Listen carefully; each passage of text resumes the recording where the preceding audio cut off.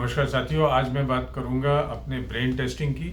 आपको चेक करने की वो कला कि जिसमें आपका राइट ब्रेन काम कर रहा है या लेफ्ट ब्रेन काम कर रहा है।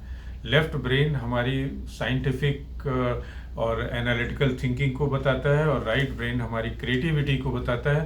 तो आइए चेक करते हैं एक्टिविटी नंबर 1 से कि हमें अपने दोनों हाथों के हथेलियों के पंजे को एक साथ रखना है, उंगलियों को फंसाना है और अंगूठे पे अंगूठा रखना है।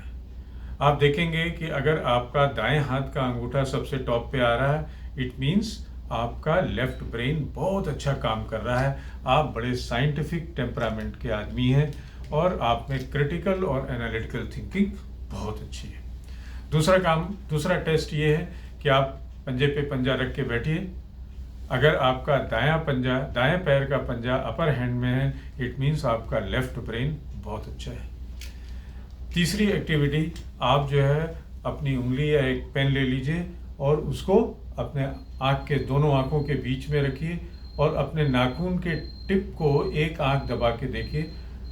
अगर आपने पहले दाईं आंख दबा के देखा है, इट मीन्स आपका लेफ्ट ब्रेन, जो एनालिटिकल साइंटिफिक ब्रेन कहा जाता है, खूब थिंकिंग वाला, डिबेट डिस्कशन वाला, तो वो आपका बहुत अच्छा काम कर रहा है। चौथी चीज़, आप हवा में या टेबल पे एक सर्कल बनाइए और जो सर्कल आपने जहाँ से, अगर आपने एंटी क्लॉकवाइज बनाया है, उल्टा बनाया है, तो इट मीन्स आपका दूसरा साइड काम कर रहा है। और अगर क्लॉकवाइज बनाया है तो आपका राइट ब्रेन काम कर रहा है। जैसे घड़ी की सुइयां चलती है तो right brain anti left brain.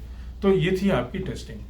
अब अगर आपके चारों टेस्टिंग में लेफ्ट ब्रेन आया है तो आपको खुश होने की ज़रूरत नहीं है, क्योंकि ये चारों के चारों आपको 100% आपका दिमाग फुल काम कर रहा है, इस तरफ इशारा कर रहा है। लेकिन अगर जब कोई एडवर्स सिचुएशन आएगी, विपरीत परिस्थिति आएगी, तो आपकी ये जो स्ट्रेंथ है ये मानसिक कमजोरी बन जाएगी और आप मेंटल डॉक्टर के पास पहुंच सकते हैं।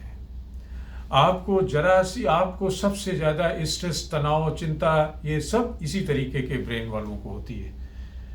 तो इससे थोड़ा सा अलर्ट रहें और इन चीज़ों से बचें।